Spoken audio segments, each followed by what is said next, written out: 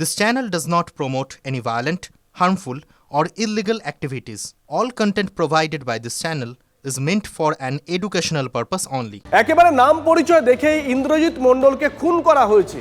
বারুইপুরে গণপিটুনিতে মৃত্যুর ঘটনায় এমনই বিস্ফোরক মুখ্যমন্ত্রী। তার অভিযোগ, যারা ভোটে হেরেছে তাদের উস্কানিতেই খুন হতে হয়েছে। অতি বা মৌলবাদীদের ষড়যন্ত্রের অভিযোগও উড়িয়ে দিচ্ছেন না মুখ্যমন্ত্রী। মব লিঞ্চিং করে যাকে পিটিয়ে মারা হয়েছে ইন্দ্রজিৎ মণ্ডল, উনিও ইনোসেন্ট। পুলিশ আমাকে যা বলেছে তা আমার কথা নয়। তার পরিবারের সঙ্গে আমি মিট করেছি, তিনিও জাস্টিস পাবেন। মঙ্গলবারই বার্তা দিয়েছিলেন মুখ্যমন্ত্রী, আর শনিবার মুখ্যমন্ত্রী বারুইপুরে যাওয়ার আগেই গণপিটুনিতে মৃত্যুর ঘটনায় গ্রেফতার আরও ৩।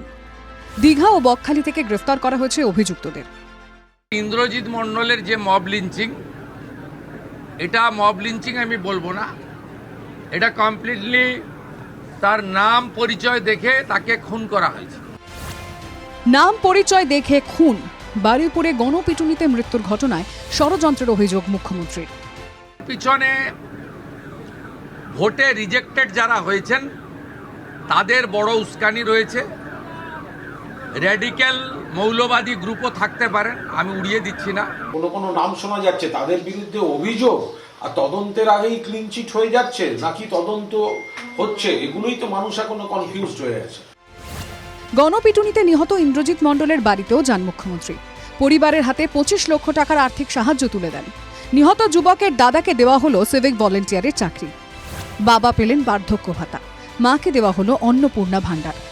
সে তো আমাদের পাশে দাঁড়িয়ে দুটো কথা, মনের কথা বলে গেছে, এইটাই আমি ধন্য মনে করি। পয়সাটা বড় কথা নয়, এই যে করেছে আমাদের চোখে, এই কষ্টটা দেখেছে, এইটাই ভালো। আসল খুশি তো চলে গেছে বাবা, আর যা দিয়েছে ভরিয়ে দিয়েছে, অনেক দিয়েছে, আর এতে খুশি আর চাই না। যারা মেরেছিল গ্রেফতার হয়েছে, আজকেও গ্রেফতার হলো। সেই মারার দৃশ্যটা বাবা আমাদের সামনে হয়েছে, এটা ভুলতে পারছি না। অপরাধের জিরো টলারেন্স। গণপিটুনিতে ইন্দ্রজিৎ মণ্ডলের মৃত্যুর ঘটনাতেও দোষীদের রেয়াত নয়, স্পষ্ট বার্তা মুখ্যমন্ত্রীর। ওই একরত্তি ছোট্ট কন্যার খুনিরা,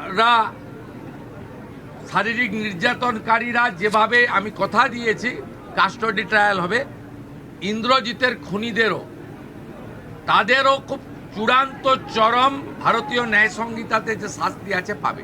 এখন দেখার বিষয়, মুখ্যমন্ত্রীর নির্দেশ পাওয়ার পরে পুলিশ প্রশাসন কত তাড়াতাড়ি দোষীদের শাস্তি দেয়। দিবঙ্কর জানার সঙ্গে সত্যজিৎ, টিভি9 বাংলা, বারুইপুর।